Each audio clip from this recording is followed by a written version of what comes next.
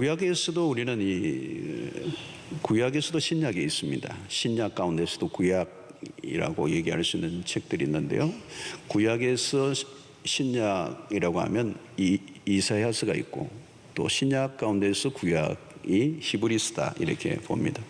신약과 구약의 그 일관성, 서로 충돌하지 않고 하나의 초점을 맞추는 메시지가 있습니다. 그게 뭔가 하면 그리스도입니다. 그리스도에 대한 집중력을 갖고 있는데요. 특별히 예수 그리스도가 탄생하기 750년 전에 이미 이사야가 예수 그리스도, 이 메시아, 고난받는 종에 대한 예언을 했습니다. 그런데 얼마나 사실적이고 그 묘사가 아주 구체적인지 놀랍지 않을 수가 없습니다.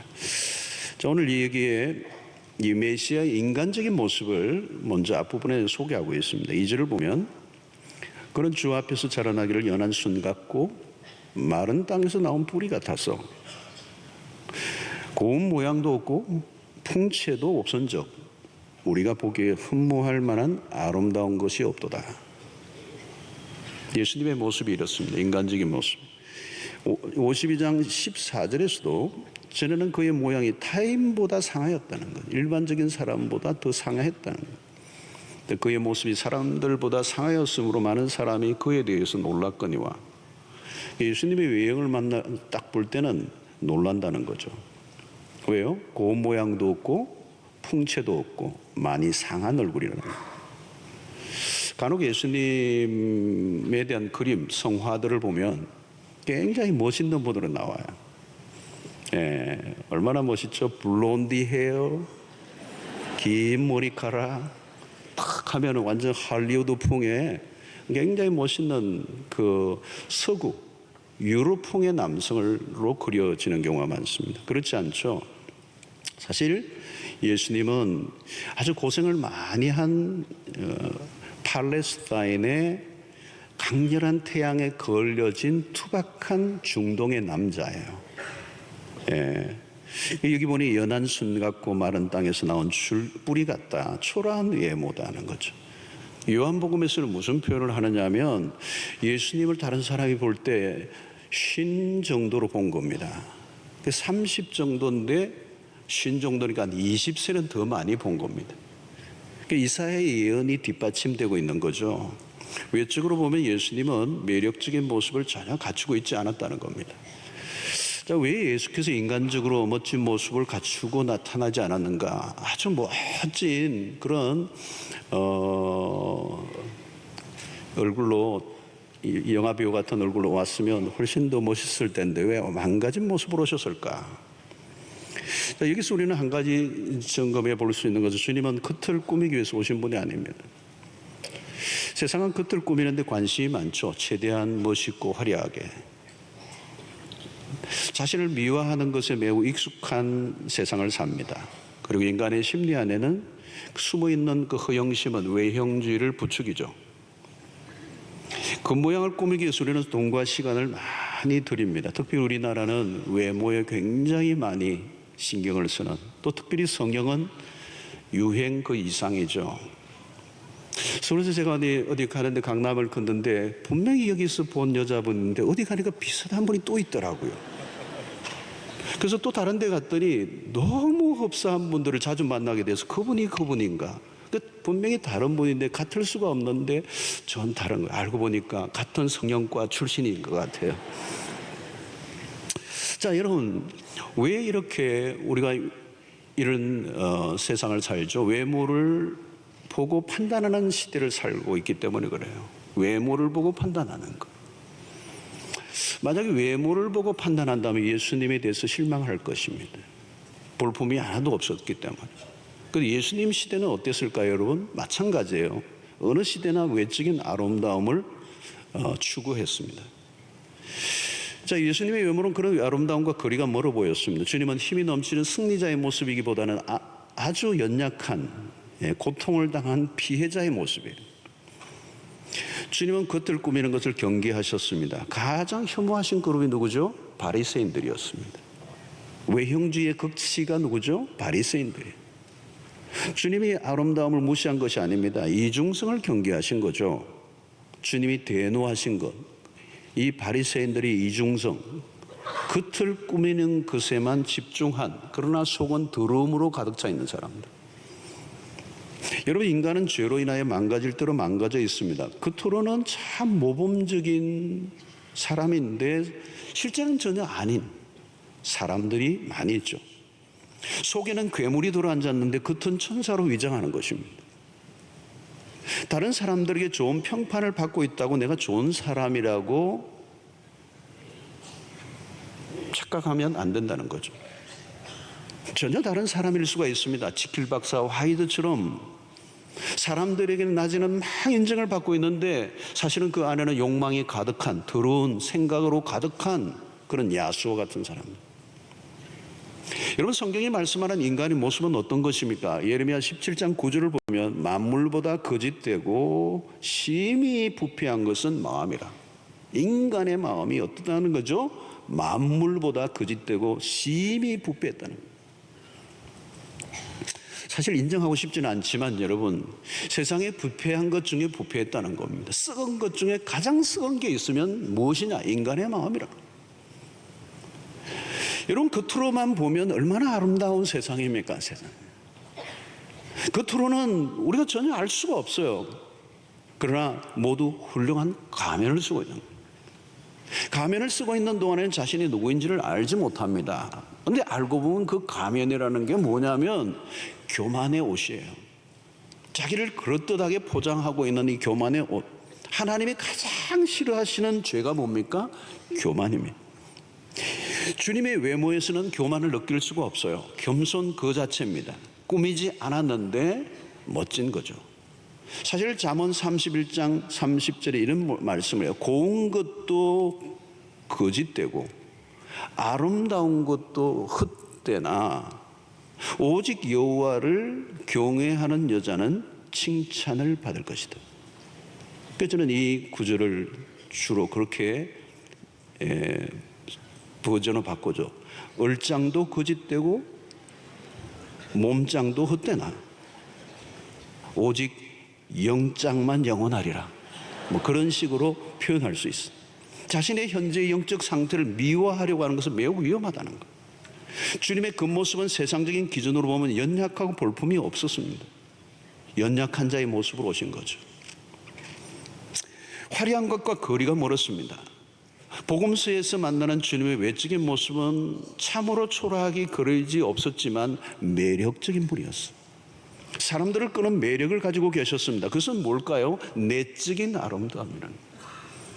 주님에게서 뭔가 설명할 수 없는 매력이 있었습니다. 어린 아이들이 주님에게로 달려올 만큼 부드러움을 가지고 계셨고 그 시대 종교 지도자들이 감히 근접할 수 없는 권세를 갖고 계셨습니다. 여러분, 우리가 추구해야 할 가치는 이런 것입니다. 외적인 것들로 위장된 세상에서 우리는 다른 길을 걸어야 돼요. 영성 추구는 겉모양이 아니라 내면 세계를 가꾸는 일입니다.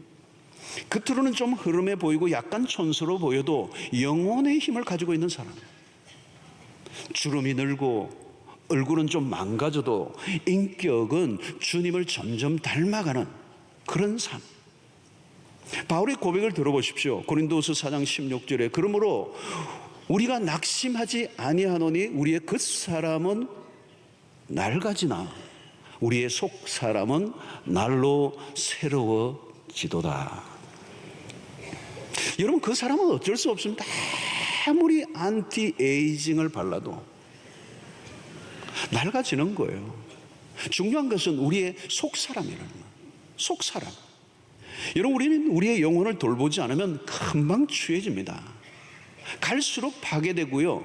그 영혼이 무너지면 거기에서 볼 수 있는 게 아무것도 없어요. 영혼의 아름다움이 바깥으로 흘러나와야 합니다. 아브라함 링컨이 한 말이죠. 나이가 40이 이전에는 얼굴을 어떻게 할 수 없지만 그러나 40이 넘으면 당신의 얼굴에 책임을 져야 한다는 거예요. 그것은 뭘까요, 여러분? 내면의 인격이 바깥으로 흘러나온다는 뜻입니다. 겉만 화려한 모습으로 스스로 속지 말아야 합니다. 위장하지 말아야 되고 가면을 쓰지 말아야 되고 껍데기를 미련 없이 벗어 던져야 합니다. 주님은 죄로 파괴된 우리의 영혼을 바꾸러 오셨어요. 겉모양을 바꾸기 위해서 오신 분이 아니라 우리의 영혼을 새롭게 하기 위해서 오셨습니다. 갈수록 여러분들의 영혼이 주님을 닮아가는 아름다워지는 은혜가 있게 되기를 축원합니다. 자, 오늘 3절에 보면 그런 멸시를 받아 사람들에게 버림을 받았으며 강고를 많이 겪었으며 질고를 아는 자라. 마치 사람들이 그에게서 얼굴을 가리는 것 같이 멸시를 당하였고 우리도 그를 귀히 여기지 아니하였도다. 자, 이사야 선지자는 고난받는 종의 모습을 구체적으로 묘사하는데 핵심적인 것은 뭐냐면 멸시를 받고 그리고 버림을 받았다는 겁니다. 여러분, 십자가는 뭘 말하는 것입니까? 십자가는 거절과 저주의 상징입니다. 예언은 그대로 이루어지죠. 요한복음 1장 11절을 보면 자기 땅에 오매 자기 백성이 영접하지 아니하였다는 겁니다. 주님의 공생애는 처음부터 끝까지 거절에서부터 거절로 끝이 납니다. 예수님의 가족마저도 주님을 따돌립니다.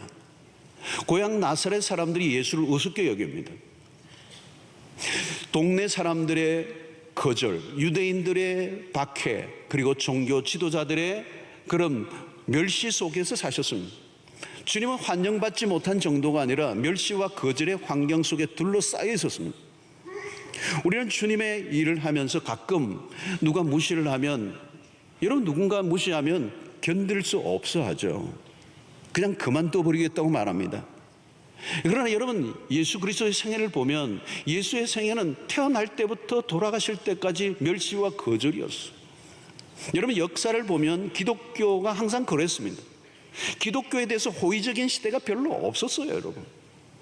우리 한국에 우리가 이 70년대, 80년대 막 부흥이 될 때는 놀라운 그런 사람들이 기독교에 대한 관심을 몰려올 때가 있었죠. 그런 부흥기가 있습니다. 그건 짧았습니다, 여러분.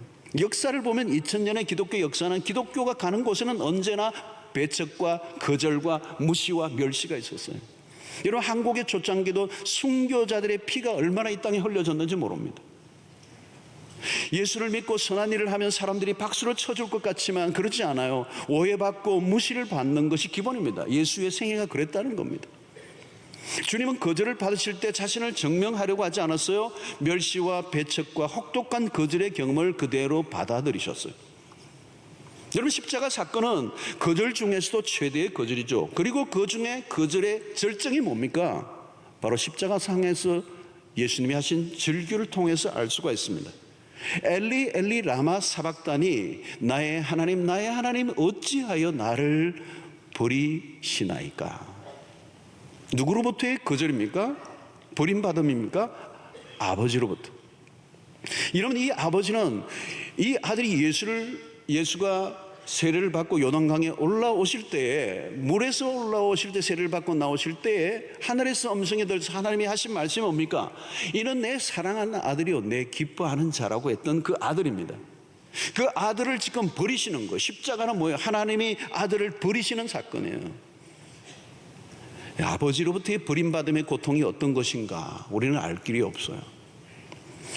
인류의 최초의 에덴에서 일어난 일이 뭔지 아십니까? 여러분, 인간이 죄를 범함으로 우리 인간에게 주어진 저주가 뭐냐면 에덴에서의 추방입니다. 그것은 하나님으로부터의 거절 받음입니다.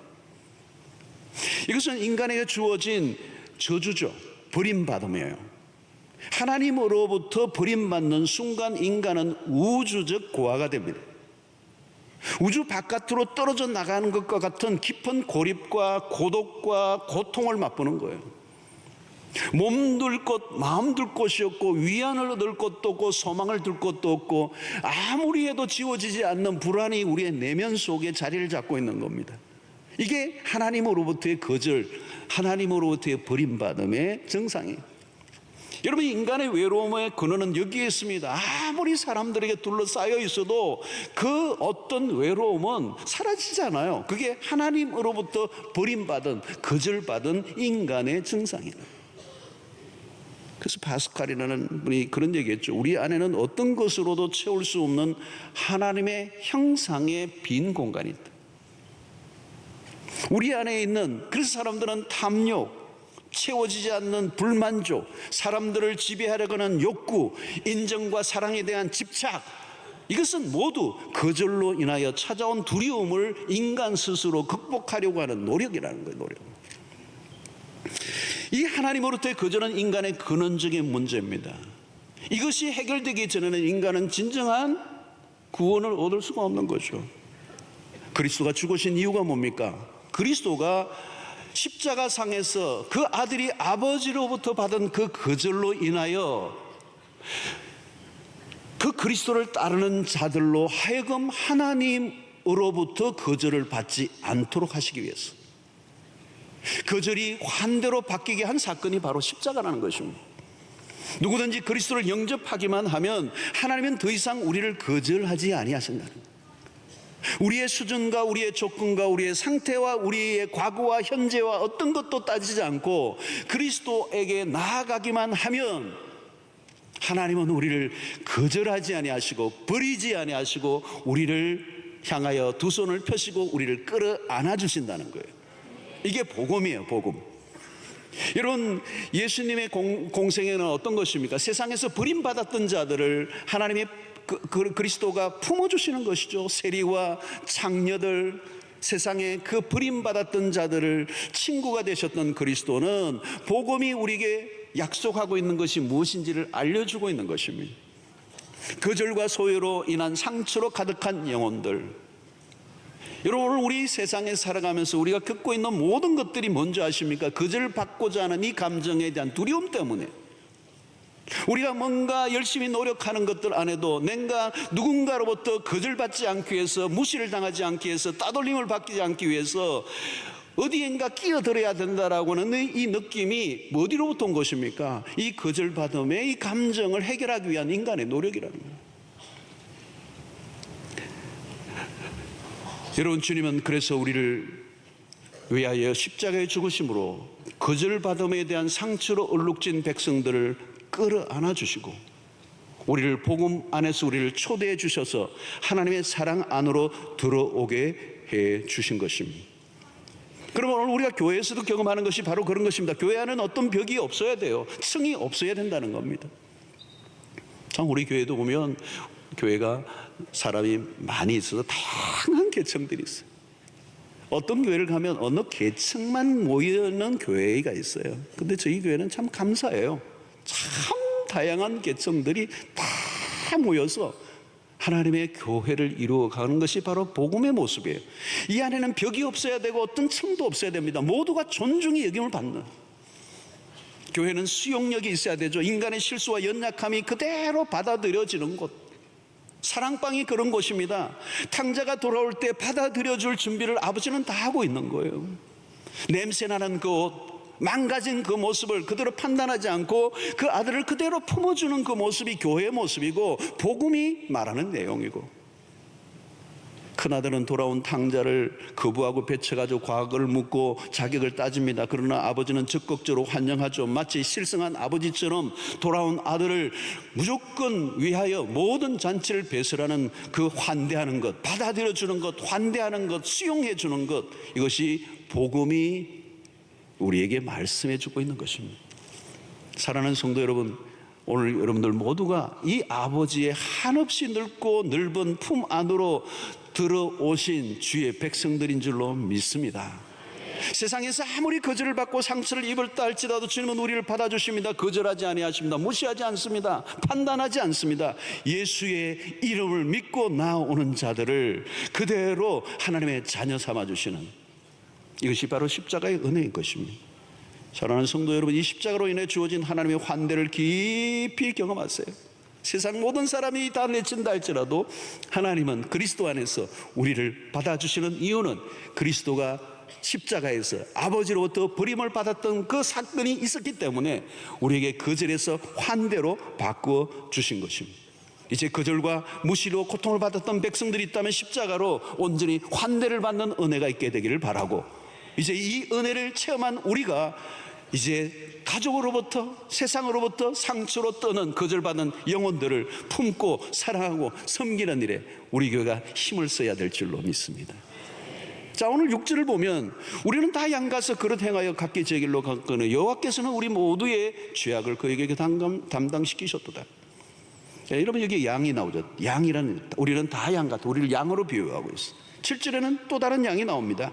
그가 곤욕을 당하여 게으를 때도 그의 입을 열지 아니하였으며 마치 도수장으로 끌려가는 어린 양과 털 깎는 자 앞에서 잠잠한 양같이 그의 입을 열지 아니하였도다. 자, 오늘 6절에도 양이 나오고 7절에도 양이 나옵니다. 다른 양이죠. 6절은 우리를 말하는 겁니다. 인간을 말하는 것이고 7절에 나오는 양은 그리스도를 말합니다. 우리를 대신하여 죽으신 어린 양을 말합니다. 죄로 인하여 징벌을 받아 죽어야 할 죄인을 대신하여 목숨을 내오신 사건을 오늘 7절에서 얘기하고 있어요.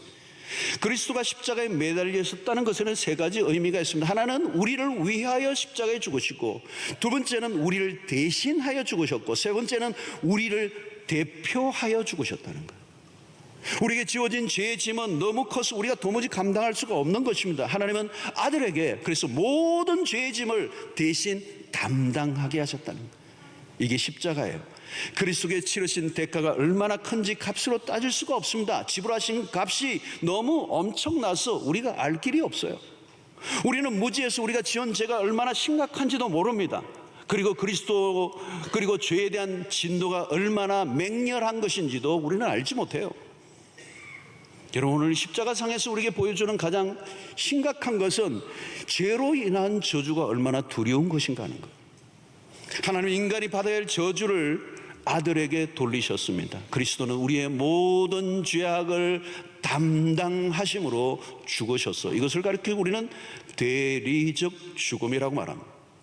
성부 하나님은 아들의 어깨에 인류의 죄의 짐을 다 지우셨습니다. 그의 죽음은 전적으로 우리의 죄 때문이라는 거예요. 자, 이제 4절과 5절 보십시오. 그는 실로 우리의 질고를 지고 우리의 슬픔을 당하였거늘 우리는 생각하기를 그는 징벌을 받아 하나님께 맞으며 고난을 당한다 하였노라. 그가 찔림은 우리의 허물 때문이요 그가 상함은 우리의 죄악 때문이라. 그가 징계를 받음으로 우리는 평화를 누리고 그가 채찍에 맞음으로 우리는 나음을 받았도다 그랬어. 여러분, 여기에서 계속 우리 뭐가 강조되고 있습니다. 우리의 질고, 우리의 슬픔, 우리의 허물, 우리의 죄악 때문에 그리스도가 죽으셨다는 거예요. 그래서 갈라디아서 3장 13절을 보십시오. 그리스도께서 우리를 위하여 저주를 받은 바 되사 율법의 저주에서 우리를 속량하셨으니 기록된 바 나무에 달린 자마다 저주 아래 있는 자라 하였습니다. 그리스도의 십자가는 저주였습니다. 그리스도의 십자가가 저주의 죽음을 당하심으로 하나님의 그 공의를 만족시켜 주셨어요. 하나님의 죄에 대한 진노를 가라앉히셨어요. 하나님의 아들이 십자가에서 죽으심으로 우리에게 무슨 일이 났습니까? 결국 우리에게 있는 죄의 저주가 다 떠나가는, 그 저주는 죽음을 포함한 인간의 모든 불행과 고통과 비극을 다 끝내게 만든, 더 이상 저주와 고통이 남아있지 않는 상태가 되었다는 겁니다. 왜요? 그리스도가 죽으신 그 죽음은 진노의 잔을 한 방울도 남기지 않고 다 마시셨기 때문에 이제 죄로 인하여 받아야 할 저주가 우리에게는 하나도 남아있지 않게 되었다는 거예요. 복음은 인간이 받아야 할 저주의 흔적을 지워버렸습니다. 십자가는 저주를 소멸시켰습니다. 이것이 십자가의 능력입니다.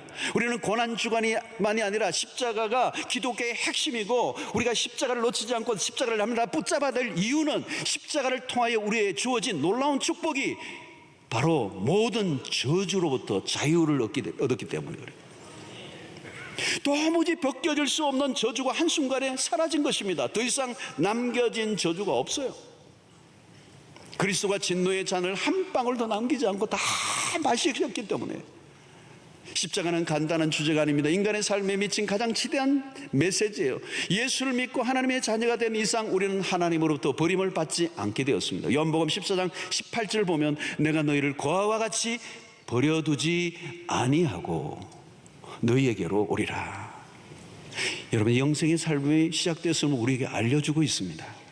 더 이상 갈증을 느끼지 않아도 되고 그리스도가 영원한 생수가 되시며 더 이상 악에 희생당하는 삶을 살지 않아도 되는 놀라운 하나님의 사랑 안에 우리의 삶이 들어오게 된 것입니다. 요한일서 4장 10절을 보면 사랑은 여기 있으니, 우리가 하나님을 사랑한 것이 아니요 하나님이 우리를 사랑하사 우리 죄를 속하기 위하여 화목 제물로 그 아들을 보내셨음이라. 로마서 5장 8절이죠. 우리가 아직 죄인 되었을 때에 그리스도께서 우리를 위하여 죽으심으로 하나님께서 우리에 대한 자기의 사랑을 확정하셨느니라. 갈라디아서 2장입니다. 로마서 8장 32절, 자기 아들을 아끼지 아니하시고 우리 모든 사람을 위하여 내주시니가 어찌 그 아들과 함께 모든 것을 우리에게 주시지 아니하겠느냐.